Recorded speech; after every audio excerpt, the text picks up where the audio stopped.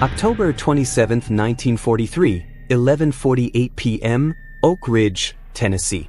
The night air hums with generators, and a red bulb over Ward C stays dark when it should glow. Evelyn Cole is on duty with a clipboard and a pulse oximeter, counting breaths that don't match their charts. In 9 minutes, the cameras on Corridor 2 will go blank. The official log will call it routine maintenance. It isn't. What happened to Evelyn Cole inside the Grey Rock complex that night? 50 years later, a locked room in Knoxville will force this question open. The missing 9 minutes never stopped ticking. Someone rewound time on purpose. The siren starts low, a throat clearing in steel. Evelyn feels the shift before it sounds. Guards reposition, voices drop, doors hiss a second longer as if metal is holding its breath. Ward C houses 12 adult, civilian volunteers, all over 18, all signed in by a contractor with a name no one says aloud. They arrived in plain coats, not fatigues. The language on their bracelets is clipped and clinical. Mass, dosage, airflow. No diagnoses, only instructions. She has learned to read those better than any file. At 11:49, the corridor camera turns to snow. She freezes by reflex. In blackout drills they teach you to count, to anchor yourself to numbers when the lights refuse to hold you. 1. Her pen finds the board. 2. The respirator in bed 6 hiccups, then resumes. 3. Boots gather outside the far door, not the near one, which is what procedure prescribes. The first boots don't ask for permission. They carry it. The men enter without names. Their insignia are scrubbed to a muted shine, edges taped to stop any rattle. A captain she doesn't know reads from a plastic sleeve and never looks up. The nurse on the other shift, Vera, opens her mouth and closes it again. There are words that, once spoken in rooms like this, echo in ways no wall can absorb. Evelyn learned that in the field hospital at Fort Benning. She swallows them now. The order comes soft, the way a doctor might ask for a scalpel. Transfer protocol. Isolate. Expedite. Nobody says why. Nobody says where. But the route they want runs past the negative pressure suite on sublevel 3, the one with the doors that stick even after lubrication. It isn't an accident. She signs the transfer line because her hand has trained itself to obey while her mind goes somewhere cooler, narrower, more precise. She notes the wrong detail. The captain's sleeve is too new, the clipboard too clean, the timing too exact. The volunteers are awake. The adults. A welder from Mobile with salt still in his hair. A linguist who can't stop touching the edge of his blanket. A former collegiate runner, hands rolling as if restarting a race he doesn't remember losing. They don't look at one another. They look at Evelyn like she's the last fixed point on a spinning compass. She can't hold that gaze long. Not because it accuses, but because it believes. Cole, the captain says, "You're with us." Her body answers before she consents. They stack beds in a line, place the linguist at the front because he is lightest, which makes no sense for security, only for speed. In the elevator, the red bulb above their heads flickers twice and goes out. She counts again. 1. Floor indicator dead. 2. The captain tilts his head, as if listening to something she isn't allowed to hear. 3. Vera's breath stutters, then steadies the way a metronome corrects itself. When the doors open, it isn't to sublevel 3. It's a service corridor with a hatch that belongs in a refinery. She sees it then. Not a transfer. A cleaning. Fast, clinical, absolute. The kind of operation that doesn't happen unless a memo already exists to say it never did. The captain nods to a man with a case the size of a violin. He sets it down and speaks softly to the runner, like a coach telling him the starting gun will be quieter than he remembers. Evelyn steps forward because that is what she was hired to do, to stand between a body and what wants to break it. The captain's eyes find hers. Not hostile. Not kind. Empty in a way that tells the truth. This is a task, not a choice. "Cole," he says again, and this time she hears the shape of her name as an order. She looks past him. The hatch breathes a faint chemical breath. What waits behind it isn't medicine, and it isn't mercy. She knows without seeing because every monitor ticks too evenly when people are afraid. Fear messes rhythm. Machines don't. Something inside her shifts. The older part of her training, the part that learned to hold pressure on a wound while shells walked toward the tent flap, snaps to attention. When a system declares itself closed, the only tool that works is leverage. Information. Pattern. The cameras have been down long enough to burn a hole in the log. Holes that size invite stories to fill them. She decides to write hers with ink no one can wash off. "Give me the chart," she says, and the captain hands it over without looking. Trust isn't the right word. Habit is. People like him are safest when the room behaves as predicted. She reads what she needs and remembers the rest. The initials beside the air mix codes. The time the hatch last cycled. The signature on the maintenance order. The men think she's cooperating. She is learning. When the moment comes, it happens in the space between a blink and the hard click of a latch. The linguist's hand jerks toward the edge of his stretcher. It's not panic. It's a signal. Help me? Or please don't watch. She can't parse it fast enough to claim certainty later. She moves anyway. She takes one step back and another sideways, and in that second she is no longer a nurse in the custody of a procedure. She is a witness in a room that no longer gets to choose what is seen. They usher the first stretcher forward. She ties the runner's wrist strap one notch looser than regulation. It's a kindness and a wedge. Small acts sometimes matter more than brave speeches.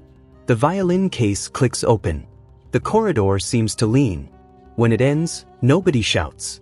The silence that follows is crafted, not empty. They will file, they will stamp, they will smooth the page.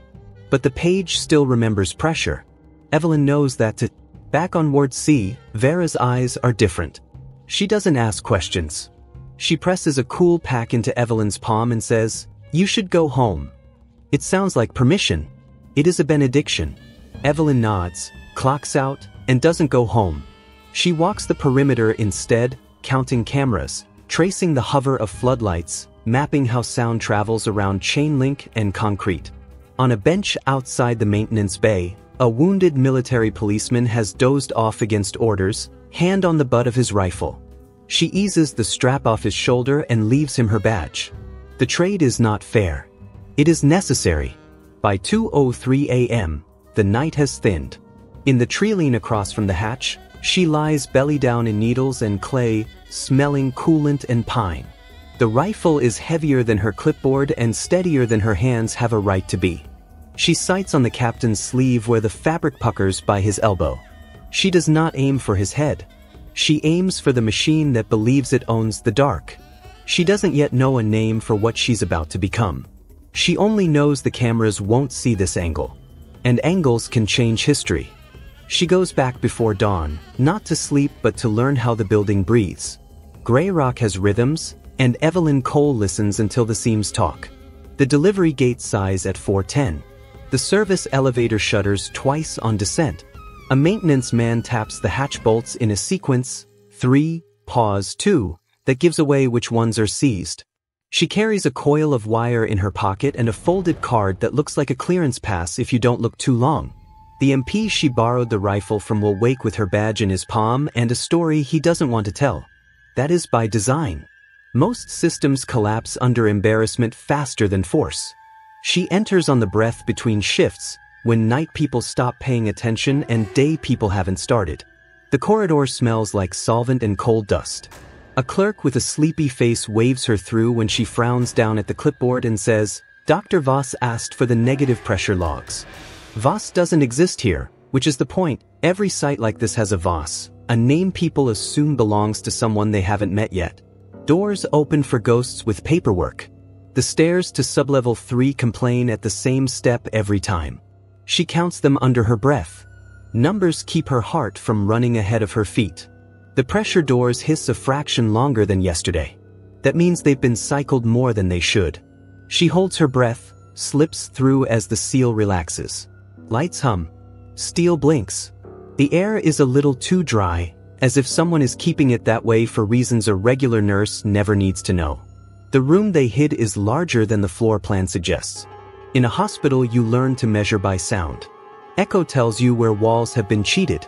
Here the echo comes back a half beat late, as if it had to cross glass.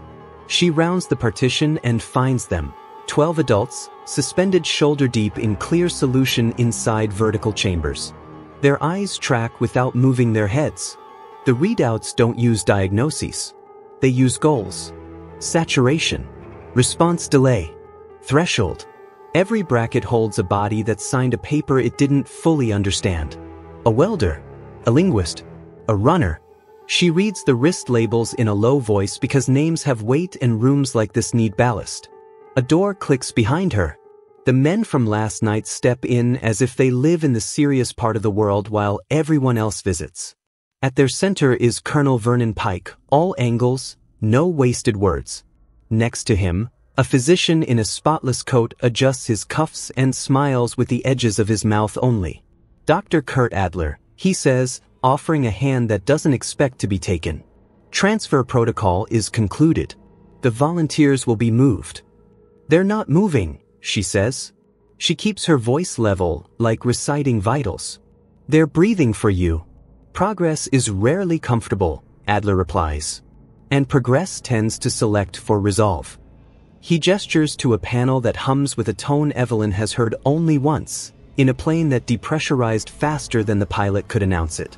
You can convince yourself you're saving them by interrupting, but you'd be interrupting us from saving many more. Pike watches her. He's measuring whether she is a variable they need to smooth or a tool they can guide. Nurse Cole, he says, your service file notes steadiness under fire. We're asking you to remain steady now. I am, she says, and her hands prove it. They don't shake. They rarely do. She steps to the control bank and reads the language of the machine. She understands enough to know what happens if you flip one switch too fast. You don't pull people out of an atmosphere like you pull a plug. You walk them back to air. Unlock them, she says. We can't, Adler answers cheerfully. And we won't. The choice finds her rather than the other way around. She cuts power to the peripheral pumps, not the mainline.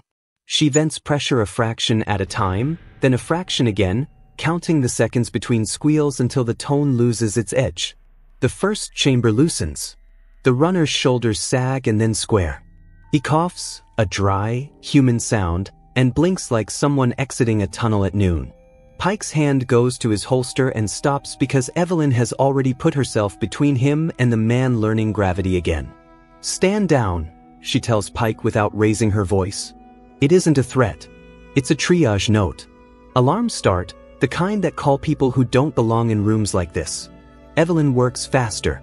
She moves through the sequence like she's closing a wound. A little pressure, a little air, a little more each time.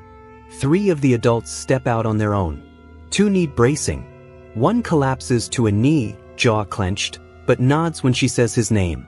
These are not children to carry, they are grown bodies to steady. She gives orders like she has rank, and for several minutes she does. Reinforcements slam the outer door. She has minutes before the room fills with rifles that prefer solutions to problems. Pike reads the clock the same way she does. Enough, he says, and it isn't to her. Adler touches the panel. The tone shifts sharper, angrier.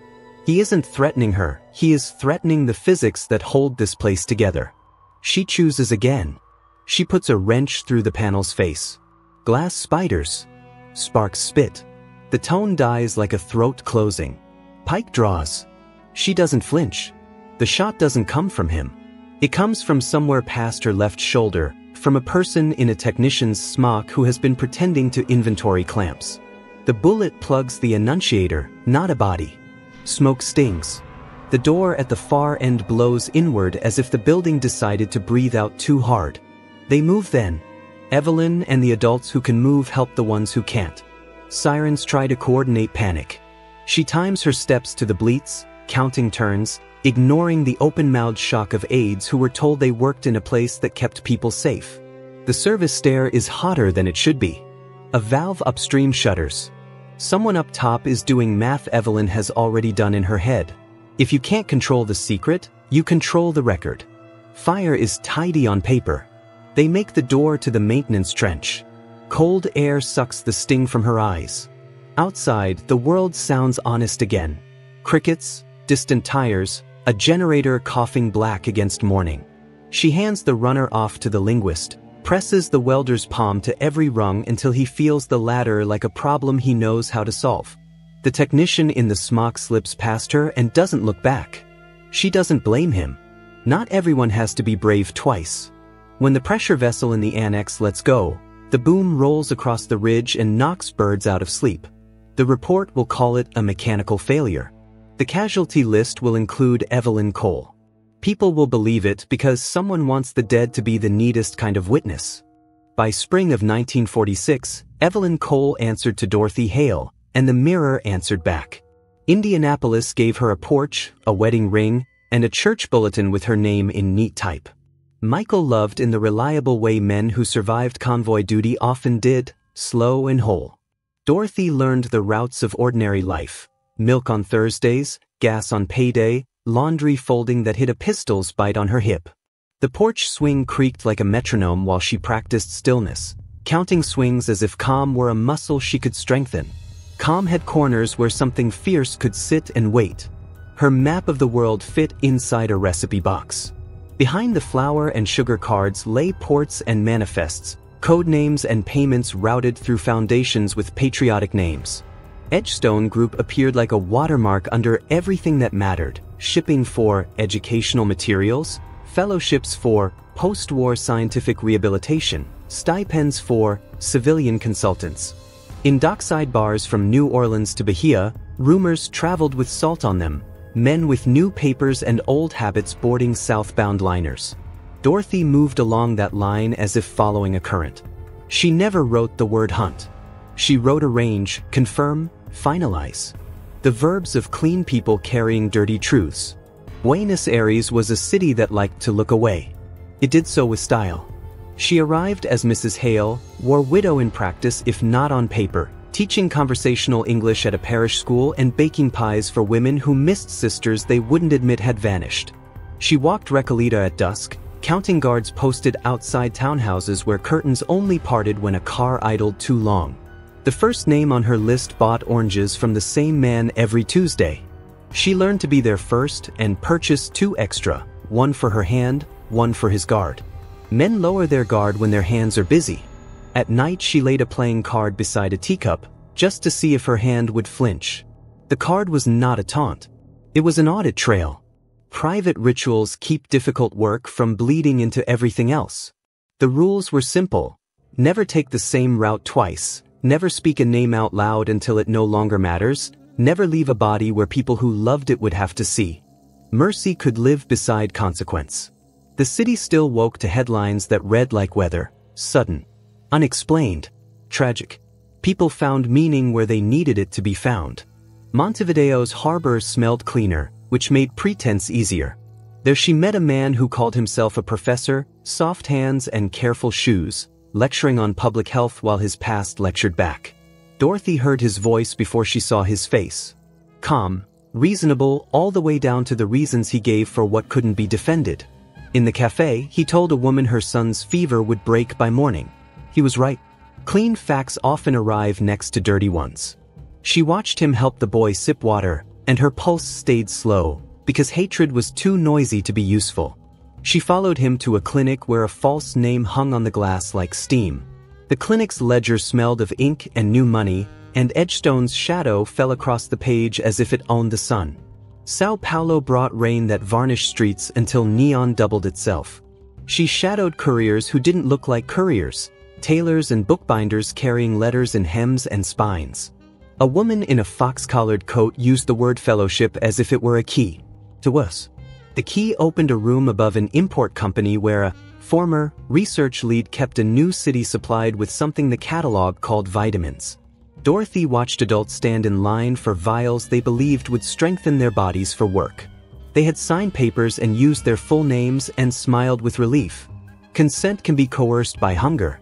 She wrote that in a margin and underlined it twice. Once, only once, she reached for a doorknob and found herself looking at a reflection she didn't recognize. The glass gave back a woman whose mouth had learned to take no joy in certainty. She kept her hand moving. The mind steadies when the body does its job. She thought about Evelyn's hands in Ward C, how they never trembled when it mattered. Dorothy bent over the doorknob and listened for breath. Patient. The click she made belonged to someone who understood that truth doesn't need to shout to be true. In Buenos Aires again, she found Ethan Brunner by accident, which is how most inevitabilities introduce themselves. He had traded his white coat for a brown one that smelled like disinfectant and citrus. He kept a small clinic near the port, patched up dock workers without asking for payment up front, stored apples in a crate by the door for whoever wanted one. He recognized her before she spoke. That was the shock. Not his face, softened by those odd, careful kindnesses. Not the way he lied easily to protect a patient's pride. The shock was how fast he met her eyes and didn't look away. "I wondered when you'd come," he said, like a person greeting whether he'd been watching Roll-In. He poured her coffee, hands honest enough to make a liar feel clean. "You'll do what you came to do. First, let me tell you something that won't change your mind. Maybe it will change the way you carry it." He didn't beg. He didn't justify. He described a night at Grey Rock when a directive arrived and he didn't follow it to the letter. He slowed a sequence, altered a ratio, bought someone minutes they wouldn't have had. "A man from Mobile," he said. He kept repeating a serial number like a prayer. "I gave him air slower than the protocol wanted. He woke up long enough to say his name to me. I remember it every morning." She believed him because he gave her nothing that could absolve him. He offered no excuse, no ledger balancing of one good against many wrongs. He asked only that she keep his daughter out of the papers when the news made its ugly rounds. Dorothy drank the coffee. The cup warmed her fingers enough to remind her she was still a person, not merely a consequence wearing shoes. When she left, she placed a card under the saucer and walked out before the clinic's bell could finish its bright apology for having seen too much. The ledger did not balance. It never would. But the column of names grew shorter, and her porch in Indianapolis kept its rhythm. She wrote to Michael about the heat as if that were the problem to solve. He replied about the yard, about a tomato plant that refused to die. She folded his letter and slid it behind the next name. On a fogged window 2 blocks from the port, a hand wrote a word and wiped it away before anyone else could see. Tomorrow, a ship would dock with 3 passengers who did not know they were already late. In 1961, the desert around Dugway Proving Ground wore its heat like a secret. It made the horizon tremble. It taught patience. Dorothy Hale arrived with a forged badge that would pass any glance quicker than a question and a boxy handbag that rattled like a nurse's cart when she walked. The annex they called biomedical faced a salt flat and pretended to be small. Buildings that pretend at that scale usually go deeper than they look. She'd learned to read ground the way she used to read fevers, by how long a place could hold still. The intake forms told a cleaner story than the hallways did.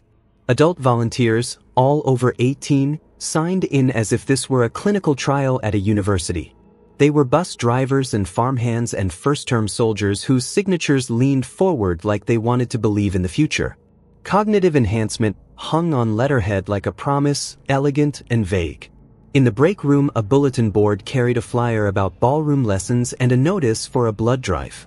The banal was always first to arrive where the extraordinary felt safest. Dorothy moved like she belonged because she made problems vanish. A mislabeled syringe, a log entry corrected before anyone else noticed, a leak in a seal that shouldn't have been sealed at all. The work calmed the part of her that only believed in tasks. She learned the new language fast. Not dosages, targets. Not side effects, adaptations. The men in white coats spoke as if the body were an instrument that would play better once tuned. They liked to say volunteer. She listened to the way the word flattened when people were tired and afraid. Room 406 felt wrong from the first minute. The air ran a beat dryer. The fluorescence hummed a quarter tone high, like a string tuned past what the wood could bear.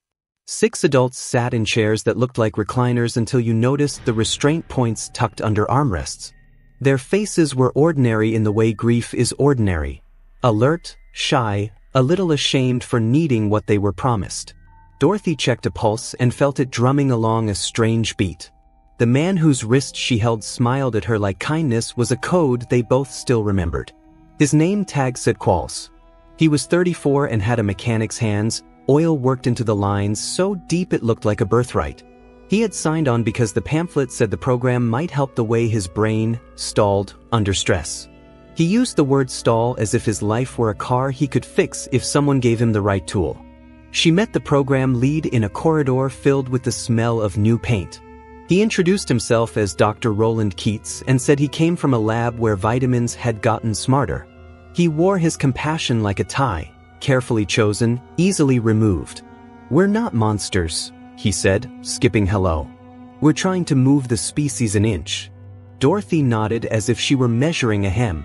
People who are certain need listeners more than they need opponents. Security changed shift at 1940. The guard who signed in as Hanley used his left hand to write but fired right, and the copy room key on his belt was polished where it shouldn't be. Keys don't shine like that unless they get used. The copy room had a door that didn't match the wall. Behind it sat a refrigerator that was not in the inventory. Inside, labeled in a handwriting that never expected to be questioned, were vials of a compound too clear for comfort and a typed protocol that called adverse reactions noise. Dorothy slid the protocol under her blouse and left the vials where they were. Evidence mattered more than sabotage because sabotage ends a day, evidence ends a program. The annex's mainframe room lived behind a keypad smeared with the kind of chemical film that eats at cheap polish. She watched who cleaned it. Janitors get asked to make secrets shine. One of them moved with the careful economy of someone trained to be unnoticed and glanced too often at the corners where cameras should have been. Dorothy recognized him a heartbeat before he looked at her. The technician in a smock who had silenced an annunciator at Grey Rock with a single shot. He didn't smile. "You don't know me," he said without moving his lips. "But you saved people I still see when I try to sleep." He palmed her a coil of wire and a punch card already blessed with the right holes. "You can't blow this place up," he added. "They've got a second copy in Maryland. You have to make people look." The line landed where her resolve had been waiting. She didn't need more ghosts. She needed light. That night, Dorothy became a breakdown in the system that thought it owned her hours. She looped the wire through the phone trunk and fed the mainframe its own memory in a thin stream that made long distance sound like rain. She read Keats's progress reports aloud to a tape recorder, one paragraph at a time, with the same clarity she used calling out meds on a crowded ward. She mailed the tape to a reporter who covered agriculture because reporters who cover wars were already being watched. She copied the patient consent forms and circled the clause in red where compensation replaced care. She highlighted the part that said voluntary, then annotated, in a small precise hand, the bus routes that ended only at the annex gate. When the first story hit a week later, Dugway called it a smear from a rival program. The second story brought a senator who liked cameras. The third brought a committee, and the committee brought hearings that made men who had stood very straight for 20 years find reasons to sit. Dorothy watched from the back row with a scarf over her hair and her hands folded in her lap as if praying. Qualls testified that he had signed willingly and still felt lied to. He said the pills made his dreams speed up until the waking world felt slow enough to trip on. He said it without anger, just a mechanic's clarity about how machines fail. Fall came early to the desert that year. The annex paused for review. Budgets shifted in rooms where sunlight never touched the tables. Keats resigned to pursue opportunities. The janitor disappeared into a job with a different badge reader and no name on the door. Dorothy went home to Michael, who talked about tomatoes, and asked if she felt tired. She said she did and let him believe it was ordinary tired. The morning her doctor called with words that weren't supposed to touch her yet, she opened the window and let the air move across her face until the room steadied. She wrote one sentence on a card and tucked it behind the recipe for chess pie. If they hide in darkness, make a room they can't turn off. A month later, a plain envelope arrived from Utah with 3 words on a single strip of paper: "We're not done." On October 27, 1993, Knoxville woke to fog and funeral bells. By noon, the casseroles crowded Dorothy Hale's kitchen counter like offerings to a quiet god. The obituary was precise and small. It mentioned Michael, long gone, and her Sunday pie contests, and nothing that could explain why 2 sedans idled at opposite ends of her block with men pretending to read newspapers. Nora Hale, 31, stood at the sink and watched the glass sweat. She had inherited Dorothy's eyes, the ones that made lies stumble. She had also inherited a key. It was taped under the water heater, along with a handwritten note that read, simply, "Start here." The hidden room was colder by design. Whoever built it had poured silence into the studs. On the first shelf, binders fat with onion skin paper sat next to a wrapped pistol and a cigar box filled with playing cards, each with a name inked in neat block letters. On the wall, 134 photographs, one per frame, each face washed in the kind of light that forgives nothing. Adults, all of them. Dockworkers, professors, engineers. Beside them, invoices corkscrewed into thumbtacks linked Edgestone Group to foundations, foundations to contracts, contracts to sites that had changed names but not habits. Greyrock, Dugway Annex. 2 more addresses that lived only as coordinates in the margins. The paper smelled like old glue and stubbornness. Nora's training lifted through her grief like a diver breaking the surface. She was a data journalist because she loved how numbers confessed if you asked them the right way. She began where Dorothy would have, with verbs and routes. She traced procurement trails backward, circled shell companies that died days before subpoenas could have found them, and built a map of money that moved like weather over a continent. She logged the sedans. She sketched the patterns of watchers who changed hats but not rhythms. She started a ledger.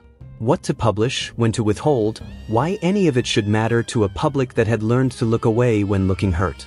At the veteran cemetery on Lions View Pike, where women practiced the art of talking softly to the dead, a man in a government suit borrowed Nora's shade and spoke like he'd been waiting there all morning. Harold Kincaid's job title changed every few years, but his confidence did not. "I knew your grandmother," he said. He did not say how. She did necessary things. So do we. Those programs helped keep this country safe when safe was a story we needed to tell each other to sleep. By experimenting on adults who signed consent forms written to be misunderstood, Nora said, because she had the forms in her bag and he knew she knew. "Consent is complicated," he answered, and the way he said it proved her point. He asked what she planned to do. She told him pieces of the truth. Not all. Enough to show she had a plan that would not get bystanders hurt. He warned her about becoming a cudgel for rivals who didn't care about victims, only about headlines. She asked him whether he slept. He didn't pretend. "Sometimes," he said. "I picture the chairs in room 406. The detail knocked him off the pedestal he'd built for himself. He had been there. He had watched adults in recliners teach their bodies to bear what a memo called adaptation. The sedans did not move while they spoke, but their engines ticked. Nora chose light like Dorothy had chosen leverage. She parceled documents to reporters who were used to covering corn subsidies and land swaps, not covert medicine. She anonymized witnesses to keep their families out of the blast radius. She slipped the charter papers of Edgestone in a plain envelope to a staffer she trusted on a Senate subcommittee more interested in water quality than war. The first story ran under an agriculture byline. The second threaded contracts through a university that loved to rename buildings when donations were generous. The third cracked the door to hearings. People said witch hunt. People said smear. People said finally. Qualls took a bus to Washington and sat in front of a microphone that turned his voice into a public record. He did not raise it. He said the pills made his dreams speed so fast he woke with skinned knees and no idea how he'd gotten there. He said he had signed because the pamphlet promised that his stalling mind would learn to shift under pressure. He said he would make the same choice if someone honest had told him what it meant. "I wanted to be better," he said. "I still do." The room held that sentence like a hot wire. Dugway's Annex went paused pending review, then decommissioned, then absorbed by Consolidated Operations, in a place whose mail didn't have to cross any state line. Keats resigned for family reasons. Edgestone rebranded, shedding its serif like a snake sheds skin and keeping its board intact. Kincaid testified. He wore contrition well. He explained the Cold War. He explained the warm one under it that never stopped. He did not explain why the word voluntary looks thin when hunger is in the room. Nora took notes in a margin that would outlast any televised apology. The night the committee voted to recommend a compensation fund for adult participants who had suffered measurable harm, Nora sat on Dorothy's porch with a box of letters the old woman had sealed decades earlier. They weren't confessions. They were instructions for carrying difficult proof without letting it turn you mean. If you must choose between silence and spectacle, one said, choose the one that keeps other people human. The porch swing creaked like it always had, a metronome for decisions. The sedans were gone. In their place, a child chalked a hopscotch grid on the sidewalk and a neighbor hosed dust from a Buick's quiet fender. Ordinary life went back to being brave. The phone rang at 10:07 p.m., a polite hour for bad news. The voice on the line was older than its vowels, a man whose breath caught on certain consonants like they were snagged on wire. My name is Walter Cray, he said. I worked maintenance at Oak Ridge in 43. I kept a copy of something I shouldn't have. If you want the last piece, meet me when they open Grey Rock to the public. Someone always knows where the first lie began. They opened Grey Rock to the public on a bright fall morning in 2019, the kind of light that makes metal look clean even when it remembers everything. The parking lot filled with buses and folding chairs and a podium draped in bunting that felt too cheerful for a place built to keep air from telling the truth. Nora Hale walked the perimeter first, habit wrapped as respect. She traced the cinder block seams with her eyes, counted cameras, and measured the distance from the new memorial door to the old maintenance trench as if a map could still save someone here. The wind carried the faint odor of coolant from a generation ago. It never really leaves. Walter Cray arrived in a wheelchair pushed by a grandson who looked nothing like him except around the eyes. He wore a jacket one size too big, as if preparing room for memory to sit beside him. When he saw Nora, he motioned her close with the efficient impatience of a man who had decided his last act would be useful. He didn't bother with courtesy beyond the kind that keeps secrets from shouting. I kept it, he said before she could ask. He pulled from inside the jacket a sealed envelope the color of old teeth and handed it over like contraband at a bus stop. Inside lay a carbon copy, the ink gone soft but legible. At the top, in a neat engineer's hand, Sullivan, Pressure Cycle Log, October 27, 43. The notes were exact and chilling in their calm. Hatch cycles, air ratios, timing of alarms. On the last page, a line in smaller script. Photo log deposited with duty clerk per colonel's order. Then a name. Not Pike's. A duty clerk whose job title meant nothing until one sentence farther down. Transfer of log to civilian, liaison, initials HK. Nora felt the shift before her mind caught it. HK could be a dozen men. Or one. Harold Kincaid stood near the front row, older now, careful in how he crossed his arms, careful in how he watched the crowd. When the governor spoke about closure, Kincaid's toes pointed toward the exit. The past doesn't bother men who believe in utility, the future does. Cray wasn't finished. He tapped the carbon with a yellowed finger. Sullivan didn't write everything he saw, he said. He was ordered to document enough to keep the option open. Dorothy, your grandmother, found that out. She didn't shoot a journalist. There wasn't one in that room. She burned the photo log and took the blame for a death that belonged to the system. She thought carrying the worst version of the story was safer than letting a private carry it for the rest of his life. He paused, mouth working as if a hard word had lodged behind his teeth. She got some things wrong. But sometimes the wrong a person carries keeps someone else from breaking. The program moved indoors, into the main corridor where the negative pressure doors had been replaced with plexiglass to let sorrow look in without being swallowed. Displays marched along the wall, declassified memos with entire paragraphs turned to polite black bars, procurement ledgers whose euphemisms sounded like weather, a map with red dots where adult participants had been recruited. Nora placed Dorothy's Colt M1911 on the velvet in a case carved for it, the card beside it plain, property of Dorothy Hale. Loaned by Nora Hale. Used to protect the living. It drew a small crowd, because objects that can end a thing are easier to understand than decisions that make ending necessary. Walter asked for the microphone and was given it because no one tells an old man in a wheelchair to sit quietly at his own reckoning. He did not confess. He testified. About seals that failed and were marked satisfactory anyway. About an order to box Sullivan's photos for off-site evaluation. About giving Dorothy a key to a cabinet he had no right to open because sometimes the line between sabotage and repair is thinner than pencil lead. He pointed at the hatch and said its bolts still sang out of tune. The room held still. People don't move when the past speaks in the present tense. Kincaid stepped forward then, a last reflex of a long career. He called the work complicated and the choices imperfect and the intentions patriotic. He said adults signed consent forms and that context was a cruel editor. Nora let him finish. She waited for the pause that comes when a man mistakes an apology for atonement. Then she read from Sullivan's log, the line with his initials, the notation about the civilian liaison, and the signature that matched Kincaid's old file down to the flourish on the D. Kincaid turned slightly, a small animal movement looking for a hole in a fence that wasn't there. He didn't run. He didn't have to. The record ran for him. Outside, Nora and Walter sat under a maple that had somehow learned to live this close to concrete. He told her about the technician in the smock who'd silenced the alarm back at Grey Rock and later passed a punch card in Utah, the way courage repeats in different uniforms. She told him about quals and the hearing and the way a man can tell the truth with a voice that won't raise. They didn't exchange absolutions. They traded facts and left room for grief. Nora walked the corridor one more time before the doors closed.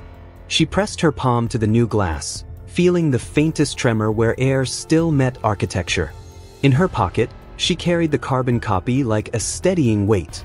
She thought of Dorothy's instruction card, tucked long ago behind a recipe for chess pie, make a room they can't turn off. Grey Rock had finally become that room. Imperfect, public, noisy with school groups and microphones, but lit. The lesson she carried out was smaller than a speech and heavier than a slogan. When institutions hide harm behind complicated words, shine a steady light and name things plainly. When people make choices you can't defend, tell the whole story without carving heroes out of damage. And when the truth arrives late, let it in anyway. Late truth still changes what comes next.